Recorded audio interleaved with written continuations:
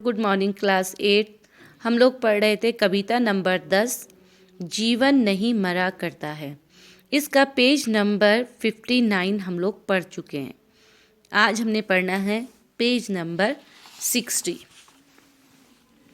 तो चलिए देखते हैं पेज नंबर 60 में क्या दिया गया है। वस्त्र बदलकर आने वालों, चाल बदलकर जाने वालों, चंद खिलौनों के खोने से बचपन नहीं मरा करता है। कवि यहाँ पर हमको ये बताना चाहते हैं कि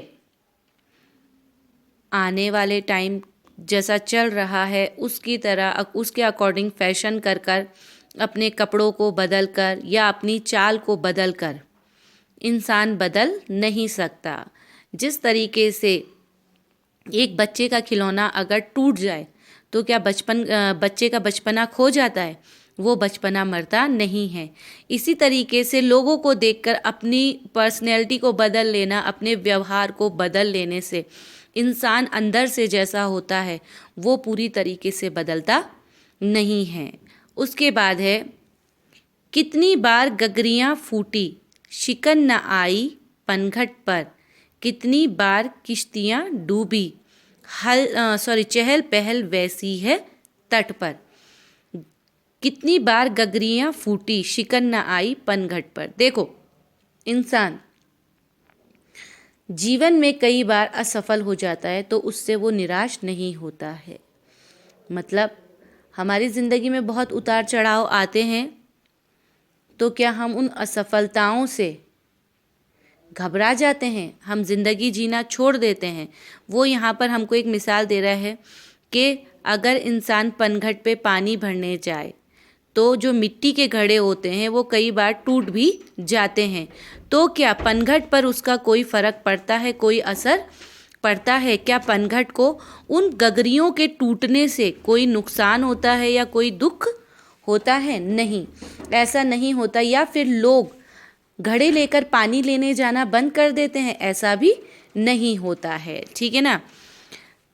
हलचल चहल पहल वैसी ही रहती है तालाबों पर या पनघटों पर जिस तरीके से पहले सब कुछ चल रहा हो, क्योंकि अगर पानी की मटकी फूट गई है तो इंसान पानी भरना छोड़ नहीं देता है, नई मटकी लाकर दोबारा पानी भरने की कोशिश करता है।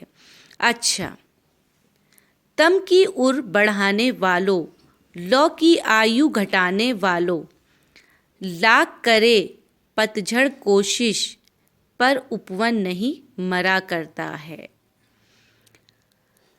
देखो, कई बार हमें लोग शिकस्त देने के लिए, हमें परास्त करने के लिए कोशिशें करते हैं।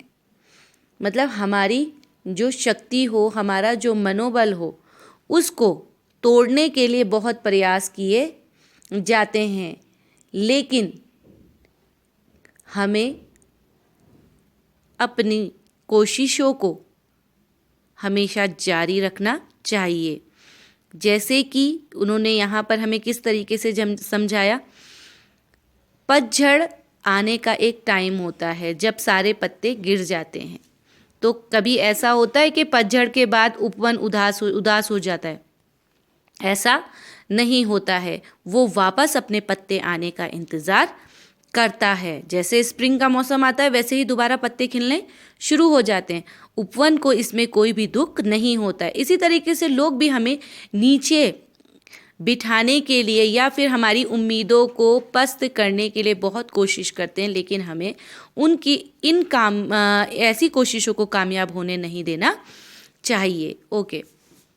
लूट लिया माली ने उपवन, लूट न लेकिन गंध फूल की, तूफानों तक ने छेड़ा पर खिड़की बंद न हुई धूल की। देखो, लूट लिया माली ने उपवन, लूट न लेकिन गंध फूल की, तूफानों तक ने छेड़ा पर खिड़की बंद न हुई धूल की। माली उपवन के सारे फूल तोड़ के भी लेके चला जाए तब भी फूलों की खुशबू को कोई छीन नहीं सकता। इसी तरीके से अगर तूफान से हमारा घर बिखर भी जाए तो भी हमारी जो अपनी आदतें हैं, अपना व्यवहार है, उसको कोई छेड़ या उसको कोई छीन नहीं सकता। नेक्स्ट है, नव गले लगाने वालों, सब पर धूल उड़ाने वालों, कुछ मुखौटों की नाराज़गी से दर्पण नहीं मरा करता है। देखो, नफ मीन्स हो गया नफ़रत, ठीक है, मतलब नफ़रत को गले लगाने वालों, सब पर धूल उड़ाने वालों, सब की बुराइयां करने वाले, कुछ ना कुछ दूसरों पे कमियां निकालने वालों, कुछ मुखौटों की नाराज़गी से दर्पण नहीं मरा करता है।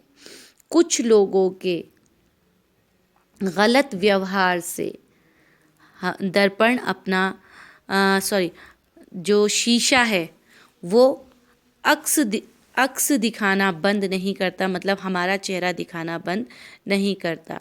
भले इंसान के अंदर कितनी भी दूसरों के लिए मैल भरा हुआ क्यों ना हो, कभी शीशा ऐसे बोलता है कि नहीं तुम्हारे अंदर तो बहुत गंदगी है, तुम्हारे अंदर बहुत दूसरों के लिए चिड़न है, कुरण है, इस चीज़ को कभी शीशा हमसे ऐसे बोलता है कि नहीं मैं तुम्हारी शक्ल अपने में दिखाना नहीं चाहता? ऐसा नहीं होता है, क्योंकि दर्पण अच्छा इंसान हो चाहे बुरा इंसान हो, हर किसी की शक्ल तो वो दिखाता ही है। लेकिन जो लोग मन में नफ़रत रखते हैं, दूसरों पे कीचड़ उछालते हैं, उनका अच्छा नहीं होता है। ऐसे लोगों से हमें दूर रहना चाहिए। गोपाल दास नीरज ने हमें ये कविता के माध्यम से बचाया है। लाख मुसीबतें ही हमारी ज़िंदगी में क्यों ना प्रवेश कर जाएं, हर तरीके की परेशानी का उन्होंने इस पे हमसे वर्णन किया है, लेकिन हमारे ज़िंदगी जीने की उम्मीद कभी ख़त्म नहीं होनी चाहिए, हमारे अच्छे कार्य करने की उम्मीदें कभी ख़त्म नहीं होना चाहिए। आई होप आप लोगों को समझ में आया होगा। आप लोग अपनी रीडिंग अच्छे से करेंगे। आज आप लोग इसका क्वेश्चन नंबर 2 आप लोग अपनी कॉपी पे करेंगे। Okay, thank you class 8।